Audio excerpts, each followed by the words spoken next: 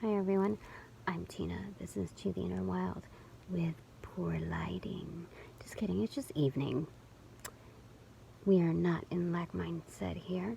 And today what we're doing is celebrating a full year's turn since when I started my channel. I don't believe it was on an Easter holiday, but today is now. To commemorate a full year's turn, I think Spirit and my team is methodically, strategically asking me to look back on where I came from, how I started, or how I continued on with my journey rather than giving up. And I think it's not just to help me out, but as a byproduct to give you the assist and not be so afraid in turning back and looking from that perspective, because that is what actually strengthens you. Not just in the case of being humbled, which is a huge plus on our journey to the admittance, the acceptance of what it means to grow and how it looks. That was an unedited piece. I was very much not tech savvy with these mechanics. So looking back, I want to see my progress in reading the same cards that I dealt on my first public hand. That was just a publicized private read. And this was done with the Roots and Wings Oracle deck. This was purchased used. Main instruction sheet is this, and we use the garden spread. Now, on 2:22 on the clock, normally I don't use structured spreads. Spirit is perfectly fine with that in case you are just starting out. So let's go with this, okay? I did notice that there were a couple of missing cards from the original spread, but I just little doodle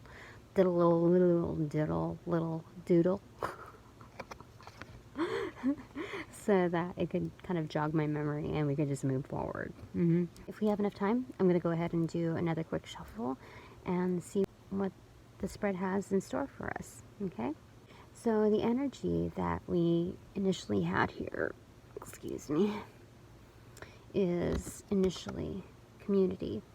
And when I started out my channel, I wanted to have the intent to, I know it sounds lofty and very Virgo, Aquarian, maybe INFP, dreamer type, which I very much am an INFP.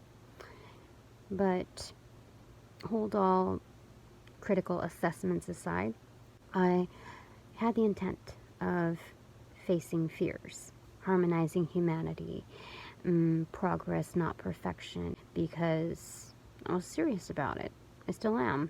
In fact, I added a few more tags like respect the process. Harmonizing humanity came out as the main energy of the reading. So I learned a few things, figuring things out as I go. And a few phrases, like the cliche tags of certain cards, let's say Three of Wands, that would be considered like waiting for your ships to come in. So those are common knowledge root terms that I've associated with from other readers. And that's been very helpful in trying to pick up via memorization. But I felt like that kind of ruined the magic of interpretation. I preferred being more resourceful with the knowledge I was able to access direct with the energy with the cards. And I thought I could practice more of that. If I'm going to promote that, I should be able to practice it from scratch.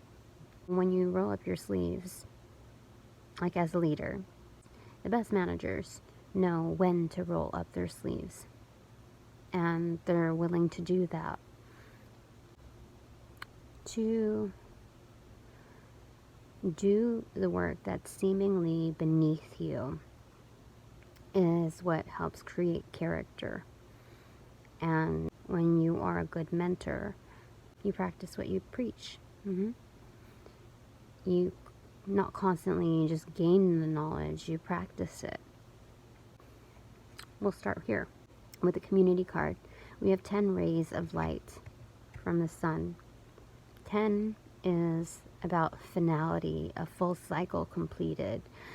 We gain that with 8 people, 8 spirits, 8 wands.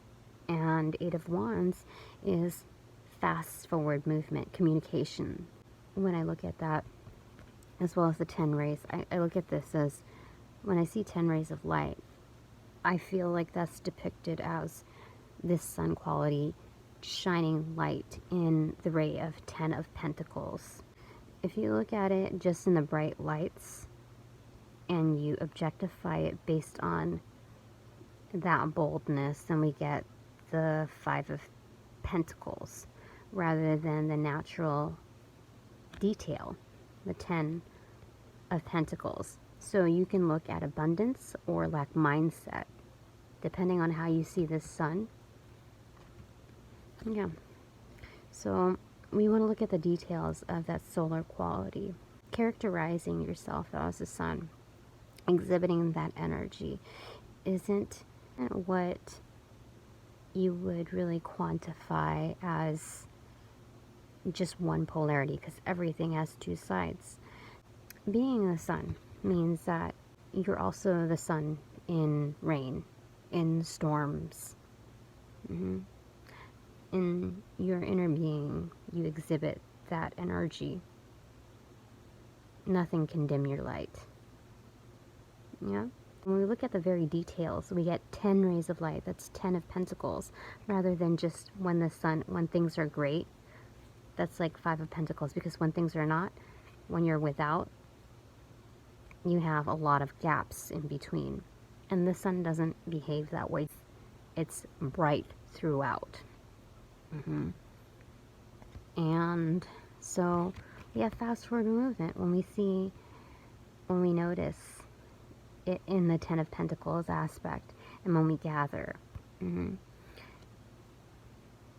As above, so below. We're all encircled.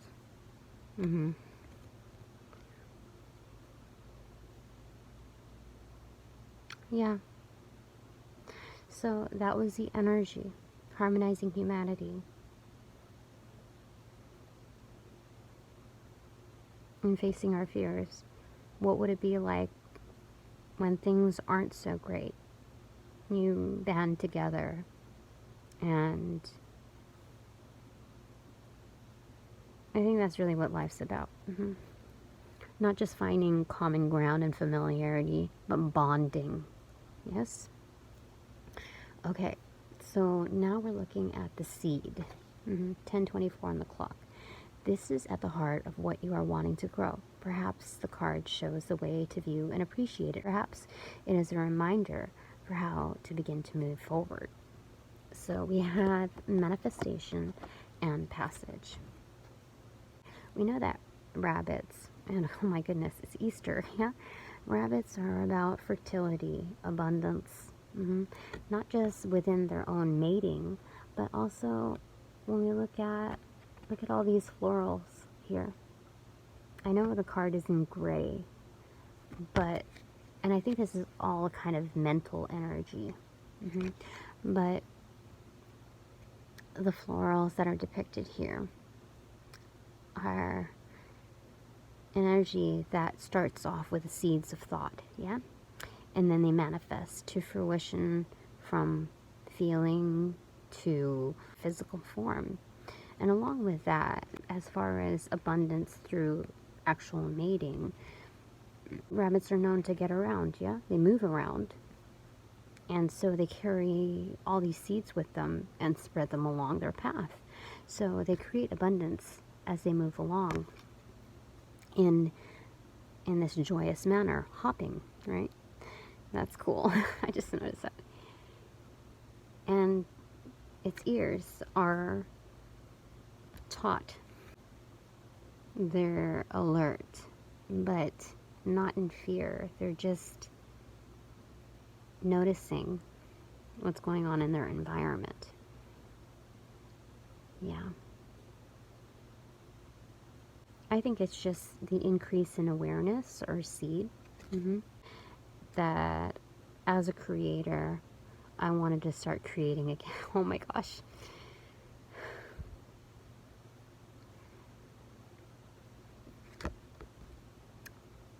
I wanted to start creating again. I was going through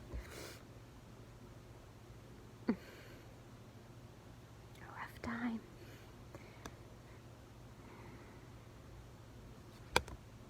I mean, that's a lot of thought energy.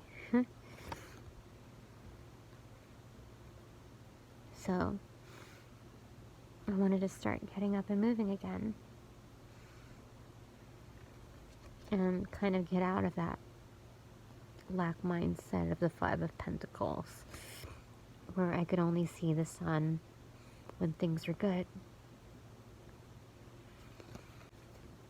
And then we have also part of the seed is passage. And I think partly on what I wanted to manifest was alignment, knowing that the journey was one of healing, right? The only card depicted in tarot on a boat is the Six of Swords, and that's my hiatus on a boat. That's healing off to calmer waters. That's the combination to me is the Four of Swords, healing, reflection, and the Eight of Cups, leaving off to a better perspective, higher perspective, greater pastures. So this to me was, hello again. I had to say goodnight to my son. It was a good break to regain composure for reals, because when we look at the Six of Swords, hiatus on a boat, healing, off to calmer waters, there's a reason why we do this, to regain alignment, proper balance. When you really look at this is almost like inner alchemy, finding all the colors within, in those black and white worlds of trying to manifest, finding the color within that, not just going through the mechanics, not just blindly creating. And I was reporting to others. I wasn't creating my own vision. I was always helping others. In a cutthroat world, it was never going to be enough. So when I started listening to my calling, which you're also encouraged to do, we look at the aspect of bringing color back into our lives. Even in the night sky, that we can still embody this. There's like a pot of gold at each end of the rainbow. So when you look at that, we're in the same boat. So it's almost like we're balancing. It's like the Two of Pentacles as well. Now, the Two of Pentacles here is like holding the pot of gold in each hand, both with the Midas touch and the balance of justice. This references back to the Six of Pentacles energy. What's even more interesting is that within this oracle deck, this card is labeled passage. When I returned back to the cards to get a quick snapshot for you, I ran into the World card, which talks about the end of cycles. These are the only two rainbows featured within this deck. For more detail on that, you can reference this reading below. With the alignment, we are the pot of gold. That's within. We can manifest this at any given time, even in the nights, which also brings to this concept of a portal, that we are cosmic beings, and that brings us even closer to the divine outside of us. This is like the Temperance card, the inner alchemy, finding those colors within, the realignment of our chakras. And I didn't know anything about chakras when I first started. It's really cool because rainbows are a known sign that things are in alignment. Things are going to be better. This is like the Star card. When we look at the Star card, we're also looking back at the Sun card, because that's the brightest star to us. When we look at the endpoints, it doesn't fade. This is more like a waterfall effect. Can you imagine how powerful that is within us, within this healing?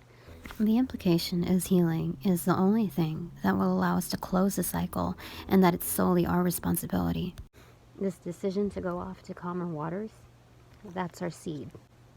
I'm going to claim this as my reading. You can claim it as yours as well, because this is a full year's turn that I started off with a personal read, and I think I should claim it as my own, my past and my present, for my future. So I encourage you to do the same with your work. Now, as a word of caution, for those who aren't quite authentic to their higher selves, they also limit their potential when they spend their lives duplicating or even criticizing someone else's efforts. They neither accomplish much nor have many achievements to reflect on. Therefore, looking back to appreciate what has transpired in process isn't quite equated to progress. The rewind to recollect the rewards that would otherwise easily be forgotten becomes more of an experience of dwelling on distractions. But hooray for us, because either way, Spirit landed us here together to grow further or validate our growth thus far. Now we're looking at the soil and roots, the card that represents our foundation and what we're building upon. Wisdom and Mother. We're looking at this reluctancy, covering oneself up. And I started off as very shy, very guarded, and I still, I'm working on that. And I don't want to completely eliminate all of that because, it's part of who I am. My makeup to try to be something that I'm not is out of alignment. I just noticed that there's a heart on this owl's face.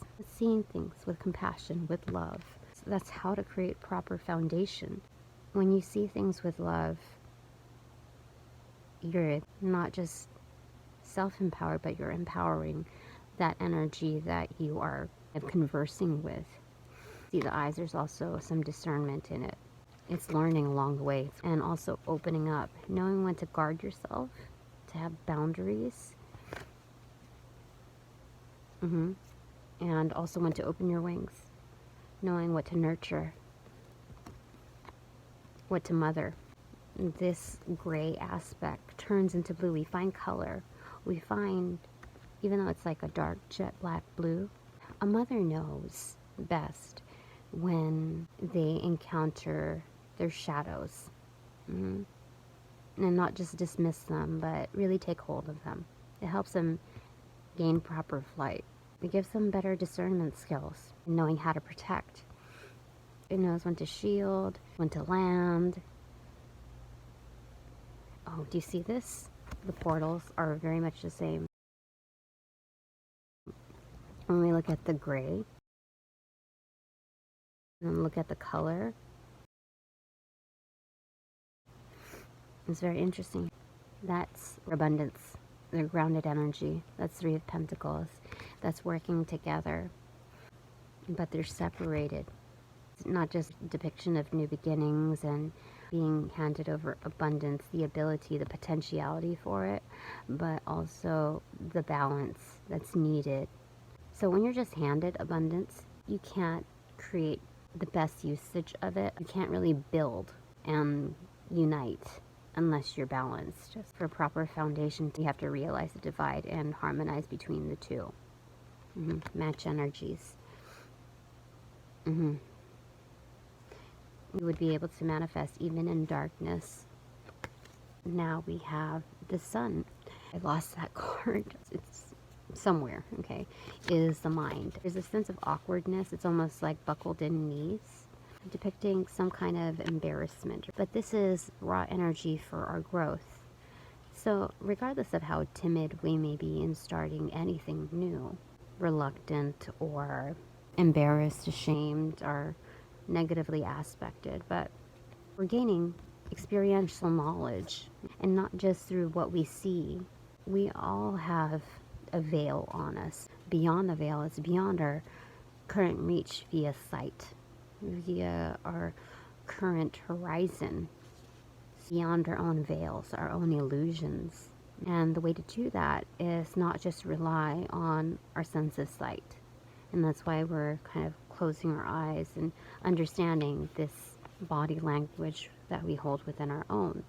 That once we're able to block our vision, our other senses come intact.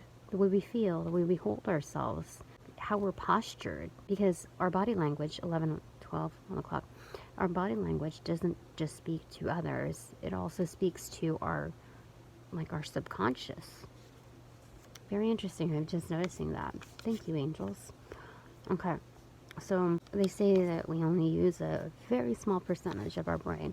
So as we expand our mind, excuse me, not just our perspective, but our horizons, our expansiveness in every realm, and not building a crutch on what feels so comfortable and familiar that we've known for so long, then that is really where we can expand our reach. Yeah. All right. Yeah, we become more impactful. Okay. So now we're looking at the water. I lost one of these cards too, but that's okay. The water is like rain. It refreshes and nourishes the journey for growth, what can provide relief along the way. I had journey, which is a tent amongst the mountains and a night sky, crescent moon with a calm river. And then we have abundance. All that thought energy that's come to fruition, that's brought color, life. Oh wow, this is really interesting. Okay, the water, what can refresh, what can reinvigorate us, like a good stopping point. Really, this is almost like just be still, be grounded. You know, like how people say, like, make money while you're sleeping? It's basically what nature does. It is productive on all levels. It's ongoing, no matter what. It's saying to be still and gain the knowledge from not just our ancestors, but what preceded our ancestors.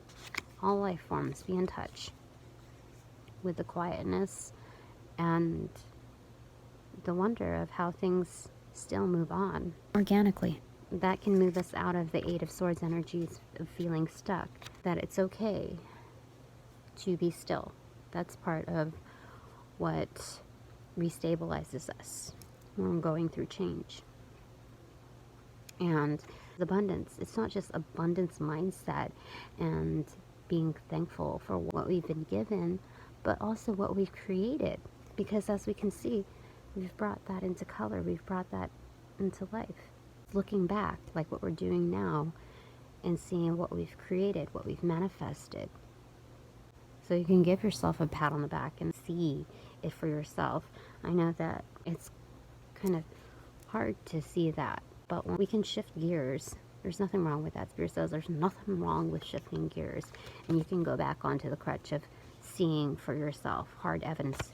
I saw 15:15 on the clock, but hard evidence in the normal 3D old world view of what abundance looks like, and we can use that as a baseline, expanding from there.